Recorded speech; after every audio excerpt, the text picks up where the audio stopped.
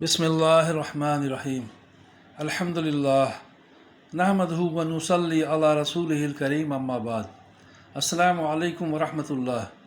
محترم بزرگوں، دوستوں، عزیز ساتھیوں، آئیے غیب کی باتوں پر ایمان سے متعلق احادیث کا مطالعہ کریں انشاءاللہ۔ درود شریف پڑھ لیجئے۔ اللہم صلی علی محمد و علی آل محمد و بارک وسلم۔ حدیث نمبر 83۔ حضرت ابی بن کعب رضی اللہ عنہ روایت فرماتے ہیں کہ ایک مرتبہ مشرکین نے نبی کریم صلی اللہ علیہ وسلم سے کہا، اے محمد صلی اللہ علیہ وسلم، ہمیں اپنے پروردگار کا نسب تو بتلائیے۔ اس پر اللہ تعالیٰ نے یہ سورہ اخلاص نازل فرمائی۔ پوری سورت عربی عبارت میں ہے، جس کا ترجمہ یہ ہے، آپ کہہ دیجئے کہ وہ یعنی اللہ تعالیٰ ایک ہے اور بے نیاز ہے، اس کی اولاد نہیں اور نہ وہ کسی کی اولاد ہے اور نہ کوئی اس کے برابر کا ہے۔ مسند احمد۔ حدیث نمبر 84۔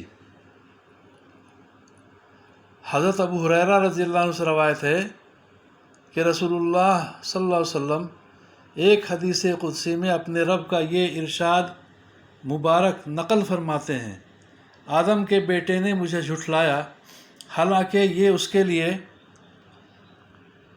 مناسب نہیں تھا، اور مجھے برا بھلا کہا، حالانکہ اسے اس کا حق نہیں تھا۔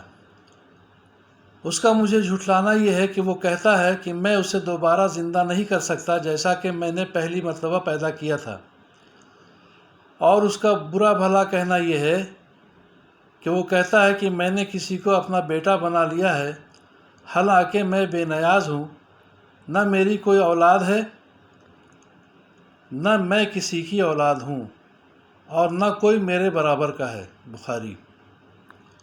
حدیث نمبر 85۔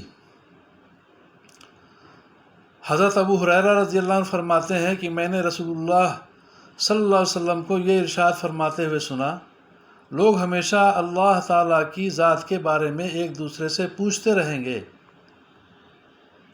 یہاں تک یہ کہا جائے گا کہ اللہ تعالیٰ نے ساری مخلوق کو پیدا کیا ہے، لیکن اللہ تعالیٰ کو کس نے پیدا کیا ہے؟ نعوذ باللہ۔ جب لوگ یہ بات کہیں تو تم یہ کلمات کہو، اللہ احد، اللہ الصمد، لم یلد ولم یولد ولم یکن لہ کفوا احد۔ ترجمہ: اللہ تعالیٰ ایک ہیں، اللہ تعالیٰ کسی کے محتاج نہیں، سب ان کے محتاج ہیں، نہ اللہ تعالیٰ کی کوئی اولاد ہے، نہ وہ کسی کی اولاد ہیں، اور نہ کوئی اللہ تعالیٰ کا ہمسر ہے۔ پھر اپنے بائیں جانب 3 مرتبہ دھتکار دے اور اللہ تعالیٰ سے شیطان مردود کی پناہ مانگے۔ ابو داؤد مشکات المصابیح۔ حدیث نمبر 86۔ حضرت ابو ہریرہ رضی اللہ عنہ سے روایت ہے کہ رسول اللہ صلی اللہ علیہ وسلم ایک حدیث قدسی میں اپنے رب کا یہ ارشاد مبارک نقل فرماتے ہیں، آدم کا بیٹا مجھے تکلیف دینا چاہتا ہے، زمانے کو برا بھلا کہتا ہے، حالانکہ زمانہ کچھ نہیں، وہ تو میں ہی ہوں، میرے ہی ہاتھ میں زمانے کے تمام معاملات ہیں، میں جس طرح چاہتا ہوں رات اور دن کو گردش دیتا ہوں۔ بخاری کی حدیث۔ حدیث نمبر 87۔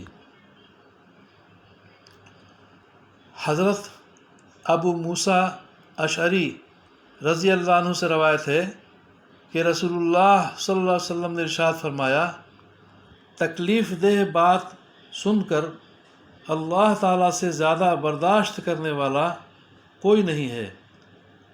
مشرکین اس کے بیٹا ہونے کا دعویٰ کرتے ہیں اور پھر بھی وہ انہیں عافیت دیتا ہے اور روزی عطا کرتا ہے۔ بخاری کی حدیث۔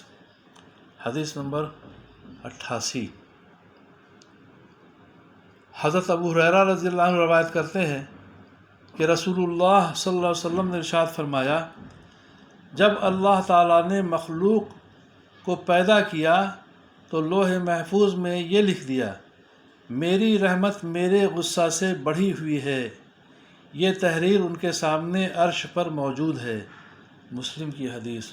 اللہ تعالی ہم سب کے دلوں میں اپنی عظمت، اپنی قدرت، اپنی بڑائی، اپنی بزرگی دلوں میں پیوست کر دے۔ اللہ تعالی ہم سب کو سمجھ بوجھ کے صحیح عمل کی توفیق عطا فرمائے، دعا فرمائے۔ اللہ تعالی ہم سبوں کی پریشانیوں کو دور فرمائے، عافیت عطا فرمائے، آمین یا رب العالمین۔